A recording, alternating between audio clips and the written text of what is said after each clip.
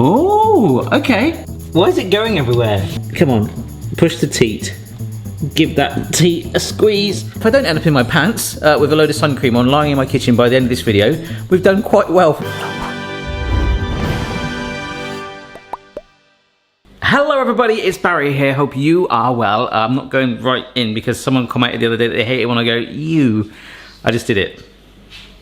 Just did it. Today we're doing kitchen gadget testing 64, I think. Yes, I'm pretty certain it is. This is when I bundle loads together. Sometimes I do independent ones as well when it's just a single gadget on its own. But whichever video it is, if you've not seen them already, don't forget to check them out. And before commenting down below, please consider that some of them can help people with disabilities to perform certain tasks in the kitchen. Quite fun ones today that I actually think most of them are pretty darn useful. And we're also going to brush our teeth as a bonus gadget as well. But first, look. A chicken. This is a chicken and we're going to roast it today. Speaking of roasting, it is going to be 30 degrees in this kitchen in the next hour. It's going to get hot in here, in the words of, was it Nelly? We are going to roast a chicken, but we're going to use some gadgets to help us prepare said chicken. Let's go. I feel like today's video involves a lot of the brands that I've kind of like been like, oh, I like these ones. We'll come on to it in a bit. One of the first ones is one that's coming out of nowhere recently. Handy kitchen thingy. It's a box grater with two bladey lids. Now I've been looking at this. Look, this is it. You've got one side here, so you can do cheese, and also you've got the finer one there for zesting, but also for parmesan as well, something like that. So it sits on there, and then you can grate into. Oh, okay. Oh wow, that's pretty cool. You grate, and then it's in there, and I suppose you can just store it. That's pretty good. It's quite bulky though, but then again, so's this. We should be able to hold it and slide along there. Oh, nice. That is gliding lovely. Oh, that's really good for like pizza making and stuff like that. It can be really nice and convenient. Just do all that for your kids and then they chuck it on the pizza. Let's see what the lemon does. Ooh, that's actually really sharp. Nice. That is not a bad old start. I'm gonna get some lemon zest off camera because we need it for our chicken. Lemon cheese. Oh, gotta try it. I've got to try it.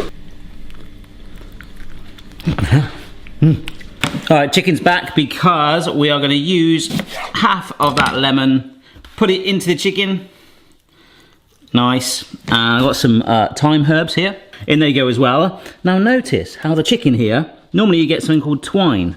There's a gadget for that when you don't. I think it was about 18 months ago, something like that. Someone got in touch and said to me, Barry, can I use elastic bands in cooking? And I said, no, I don't think so. I'm fairly certain they're made from rubber. But that's why things like twine exist, which is obviously what sometimes joints of meat or chicken come wrapped or tied in to hold things in place. But these are hot cooking bands. These are actually elastic bands. So the theory that person had, I did say, please don't do it. If they did, they probably had quite a bad accident and I hope they're still alive, but it's not a good thing to put elastic bands. But these are actually silicone elastic bands designed exactly for that. Maybe they went away and invented this. It could be you. Well done, congrats. They're all the same size. That's probably a fail. Maybe if they did different sizes, that'd be great.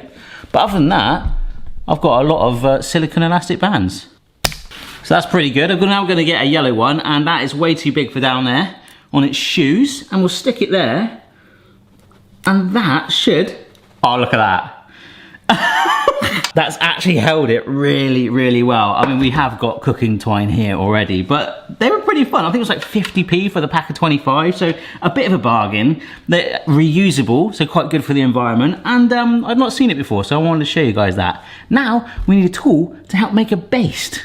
Yes, we do need to make a buttery basty thing for our chicken. I rub it, I just chuck in a bit of butter, a bit of herbs, a bit of rubs and spices and pepper. Oh, it doesn't matter, it always tastes good, doesn't it? But this, by Joseph, is the Measure Up. It's an adjustable measuring spoon which can help us get the perfect, accurate measurements. There's so many like this. But what got me in the shop was that I could actually go up and down with that to get the exact measurements. I'll show you along it now to show you all the different things you can do because it does liquids and dry as well. Now, if we get a bit closer, let's turn it over. You can see it's got 15mm, it's got 10mm, and it goes all the way down to 1, 2, and even 5mm. And then we can turn it over and it's kind of like the same. We can go all the way down here to 1 teaspoon, or even smaller to 1/4 of a teaspoon. And the other thing is, especially with the dry stuff, you can scrape it off. I'm not going to go too crazy with this, but we're just going to start with a fluid. So this is some olive oil. So I'm going to pour it as close to, oh my gosh, that was almost bang on. Well, I hope it was, otherwise the measurement would be wrong. 1 tablespoon, and the arrow perfectly lines up with 15 mils. In that goes. All right. I never knew that. I mean, I could probably just Google it. 1 tablespoon, apparently, is 15 milliliters. And just to check that, I'm not going to do it with all of them, but this is a 1 tablespoon measure. Oh yes, that is bang on and extremely close to spilling. Block a butter now, something solid, so let's mix it up a little bit. Going down from 1 tablespoon to half a tablespoon. I actually need way more than that. Now the thing I don't like the idea of, I was gonna get like a knife or a spoon and carve it in and then press it and rub it, or I was just gonna see if this would work. Let's just see if we can sort of almost carve it straight off a block. Oh yes. You can, and then, I mean, what is the difference there? That's half a tablespoon. It's fine. But if you really wanted to, you could press it down, scrape right across like that, and look, that is a perfect half tablespoon measure. I need way more butter than that for our chicken, but I can't deny it is working great. We can go right down to 1/4 teaspoon. But with this, look, there's no way. Look. If you just go across like that, look. 1/4 teaspoon. This is this stuff called Season All, right? I found it in the supermarket, and it's basically a blend of salt and spices. On the side, it has literally every spice you can think of. It just stinks, but I'm going to put it on the chicken anyway. I'm sure it'll be all right. Probably the downside to it is you are kind of restricted by, like, something in this scenario where you can only go up to 1 tablespoon, but that seems to be, when you get measuring spoons, the limit it goes up to anyway. So that's not bad. All right, so some fresh pepper, our big basty combination, and then we come back to our gadget for our fresh lemon. It smells so good with this. We're just bringing that all together. I'm using my hands because I've got to use my hands anyway on the chicken. Wooden spoon is way cleaner, but hey. But something as simple as that, you've made a flavored butter, and supermarkets like charge a lot of money for that. And I'm not going to go into this too much because I know some of you guys are vegetarian and vegan and things, but with a chicken, rub it all over, okay? Kind of like you're like giving it suntan lotion at the beach, that sort of thing. And I'm adding this butter today particularly because I want to get extra fat for another gadget I've got coming up. And one other thing I'm going to show you, I'm going to do it inside as well, but if you can lift the skin up on your chicken and go right under there, that is really good. Get the flavour in there too. And our chicken is ready to be roasted. That's going in for 2 hours. It's a big chicken. Meanwhile, we've got some other gadgets. All right, and in that goes. I'm just hoping that those bands don't snap, but that should be amazing. So just while that's roasting, before we move on, just a little reminder, I do give my gadgets away to Patreon supporters. Every sort of 5 to 6 weeks, I do some bonus content, generally a bonus video, sometimes a taste test, a podcast, a live stream, something like that, and I give away the signed gadgets there. So I think the Bacon Master is the next one I'm giving away, and all of these, if they don't go to a charity shop or end up in my drawer, they generally go to Patreon folks with a little signed thank you message. First up, whilst chicken's in the oven, it's smelling so good. I don't know what was in that seasoning, I think everything was, like I say, but it is smelling good. Oh. This by Oxo Good Grips is a strawberry huller, and it's aptly called the strawberry huller. It's an original, right? Efficiently removes strawberry hulls. I love a strawberry huller here on the channel. I've got my favourite one in my pocket, actually. I always keep it in my pocket. Some people carry pens around with them. I carry strawberry hullers. In fact, I sent a strawberry hulling kit to every one of my patrons about 6 months ago. That's pretty cool. Those actual ones, I like them so much. I'm like, you have them. I just sent loads. Stainless steel tapered blades make quick work of strawberries. Unique design and non-slip grips for comfort while hulling. I do like comfort when I'm hulling my strawberries, but it's such a quick process, and generally this gadget the other day did help us when we had some relatives over. It was just like boom, boom, boom, strawberries and cream, British countryside summertime classic. But will this be better? Phrase is strawberry in French, isn't it? Which is in its own way quite an interesting phrase. So I guess we can go in like this and then push. Ooh! And straight out. A nice hollowed inside there. And you've kind of made yourself a mini strawberry as well. A slightly bigger strawberry. But actually, if I just push it, will it pinch together naturally? Oh, it sort of does, you know. And can you twist it? Oh, it pops out, whoops. But then, yeah, you do need to give it that little oomph to get it out. I actually really like this. The only problem is I just don't like the idea of storing something like that in a drawer. I know after a while it'll probably just get knocked and bumped and stuff like that, which is where my other favourite one comes in, which is kind of like it retracts for you. So you just kind of stick it in, do it, twist, and it's out. And you can just walk around with your strawberry and you end up with a smallest tiny strawberry. So that's actually, I mean, it works, it's fun. It just feels a little bit more like an operation. I just want to push it in and then just see if it just clasps down naturally. No, it just wants to cut it. These are better. All right, after this one, we've got a totally non-kitchen related gadget, but it should be a bit of fun. This one from Dreamfarm, so this is who we mentioned earlier. I did speak to the owners of Dreamfarm a while ago, actually. Pretty cool. Package really cool with like actual rope on it. Is this spinner. SPI, like spinner. It is a spin and strain colander, so you can strain it. So like a colander, you can get your salad in there, which is what we'll do. Wash it out so it'll all come out, colander style-y. You can spin it, so apparently this, I think, goes to the bottom and then the handle goes to the top, and then you can sort of like hello, like the hand's doing there, you can actually push down and spin your salad and like, you know, whoa.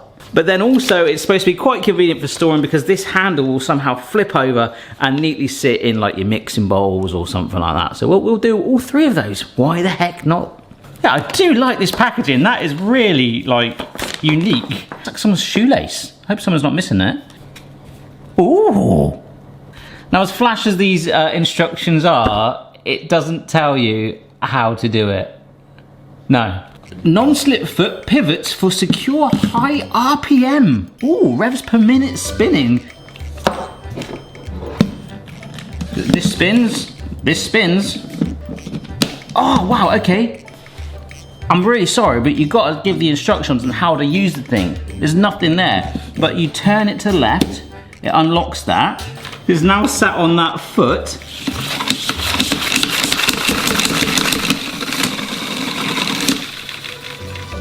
Wow. Handle pushes down for a quick stop brake. Oh yeah, that's pretty good. If you're in an emergency, you're like, oh my gosh, I spanned my salad too much. Rather than that, you go, pretty good. Well, let's get some salad in there. Ooh, suction cup thing. Oh, and then that's how you store it. Like that. Okay. So we turn this over again, twist it to the left and lock it into place. So we'll push it in. And then we spin away. What? Why is it going everywhere? It's not sticking, it needs a bigger suction on the bottom, I think. No, that is not staying still. Why is that not sticking to I said it should? Oh my gosh, this is quite slippery.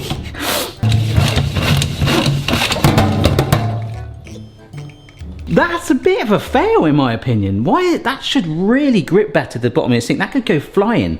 I nearly had a very bad eye injury. So I didn't really even get to try out the brake. Oh my gosh, stop. Yeah. Salad comes out, nice and washed. I always want gadgets to work, but not that happy with that. It's okay, does the job, but it's this bit, needs a bit of work, in my humble opinion. But did it spin a salad? It did spin it, it did, so it does the job. Ish. The only problem is my sink looks a little bit like a salad concert. The chicken is nearly done. This is our sort of out of the kitchen gadget. I just tried to film out of the kitchen in my bathroom and it sounded like this. It's quite echoey in here, isn't it? Let's go back to the kitchen. No, you Barry. No, YouTube. So this is the Tubemaster. It seems like I got value for money and may have gotten two in a pack. Oh, and we'll just take the one. It is basically a piece of plastic. I feel that this could be 3D printed. Yes, 100%. I don't know why there is a hole there. Why would there be a hole? No in the packaging other than saying, you will like it. I love that. So this is some toothpaste and it's a tube that I've sort of pushed as much out as I can and even pushed down on the cap to get like hardly anything out. Look, there's hardly any toothpaste in that. Look, I'm literally compressing it, okay? So hopefully this is where the Tubemaster comes in. And I do honestly believe this could be an interesting concept, because sometimes you get tubes of toothpaste like this. You get ones that are actually in a plastic vessel with the pump. You lose loads of toothpaste in that. In fact, over a whole year, you could save yourself maybe one entire tube of toothpaste. And that, my friends, as a dad particularly, could buy you a pair of socks in a year. Not a decent pair of socks, but a pair of socks. So this is basically the design concept. It's a wider opening on this side, which is where we push the tail end. Now that is an extremely tight squeeze. And on the sides here, that's quite good. There's actually these like non-slip bumples. I'm gonna call them bumples, or just areas where, oh wow, that's like feels like card now. That is pushing toothpaste. That is like literally paper thin. That's amazing. Have we had any toothpaste yet? No. I'm going to push it all the way to the end. Come on. And okay, got no toothpaste out. But let's take it off. I went as far as I could with it. Will we get one little bit of toothpaste? Oh, look at that. I believe the recommended dosage is a pea-sized amount for a child. So look, that's almost a portion for a kid in 2 days. I mean, I know that is not much toothpaste, but over the amount of toothpaste that we use in our house, it would probably save us like 4 or 5 tubes a year if we bothered to do that. So a little bit of fun. The Tubemaster, that actually worked. And this is now like absolutely, there are no lumps in there at all, completely compressed. Fun little bit of kit. Nice. All right, the smell is incredible. It's time to get the chicken out. Despite the chicken looking amazing, it is the juices that we're after for this gadget. Yes, our last gadget today is a fat separator by Oxo Good Grips. Now, I have never generally used a fat separator. Remember, we've done a roast dinner playlist here on the channel, so chicken, lamb, pork, beef, all that kind of stuff. And normally you use the juices from your cooked meat to help make a gravy base. And there is kind of like that freaky thing where you take the juices and you see that line of fat, and that is where fat separators generally come in. Now, this is kind of like a multi-purpose one, because I've seen ones before that just have a little funnel that get rid of the fat. But this is more than that, because this one kind of works in 2 different ways. The lid, which we've just seen, which could double up as a colander, or if you're panning for gold, peace of mind. You can pour the juices and all the other little bits that come in the pan, which I'll show you in a minute, straight into this collecting tray, and it kind of sieves it for you. Now you'll notice there's this kind of like tube here. Now if I push this in, it opens it up. Can you see that? So at the moment it's pinched shut. Now what you're supposed to do is you pour the fat through here so it collects all the gubbins from your cooked meat, and then all the juices run through, and once it cools down and you get that fat layer, apparently when you push that and you do this, okay, that will get rid of all of the good stuff, leaving you with a healthier fluid and the fat just sat in there. So let's blooming well do it. This is the juices and the bits that were left with the cooked chicken. And what I would normally do is cook this on the hob with some stock and some flour and just make a lovely good old gravy. Of course you can still do that, but this is trying to omit some of the fat that is in there. I can see visually that there is traces of fat in there. So this, you can really see the benefits of doing this. As this cools down, that will hopefully, we've got about 150 ml there, not too bad. We should get a nice sort of like head on it, like a beer or Guinness. So I've moved that to the coolest part of the house to cool down, but just to show you, whilst that is chilling, we can just unhook our bands. They've both come off, we can reuse them again. I love gadgets that are reusable, just like the silicone baking mats. I mean, again, silicone, perfect, amazing, it's done it, and also it's kind of made like a little random marking. So here it is. Look, we really, really do have quite a line definition there. Wow. And even the bits on the top where that's sort of firmed up, not all of those holes are complete. There's actually pockets of fat in those holes. Wow. And if you are naughty and have some of this, it tastes like fried chicken. Shh, I didn't tell you, okay? But that is more solid. So let's pull the trigger now. And it's not letting anything out. What? Oh my gosh. I mean, this isn't a very good thing for me personally to convince me to use a fat separator. My manual way in the jug, skimming it off at the end is fine. What? I don't really want to stir this because I'll disturb it, but I might have to. That ain't working. Oh my gosh. If I... Oh my gosh. Can you see it's pushing that like a weird... Oh look, here it comes. Yes. Oh! Fluid! Oh, there we go. There we go. Oh, it's going everywhere. Oh, there's clumps of lots of stuff in there. Come on. Push the teat. Give that teat a squeeze. Oh, there. Oh no! It feels more like a toilet device of some kind. There is just like these random lumps that the sieve hasn't picked up. Oh, look at that! Oh god! Oh wow!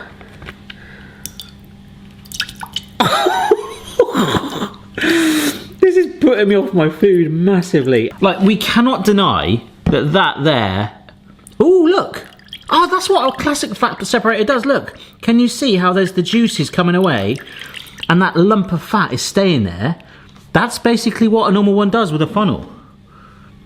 So we have got a massive amount. I mean, that is just purely... Yeah, let me just pour that out. Look, that is just... That is your naughty stuff right in there.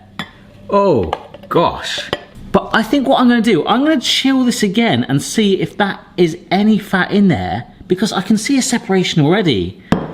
I think he might be better with a funnel one, you know, because you just saw then as an example of how easy that was. Once it separates, it pours way quicker than the fat, which is kind of like, hello, I'm coming.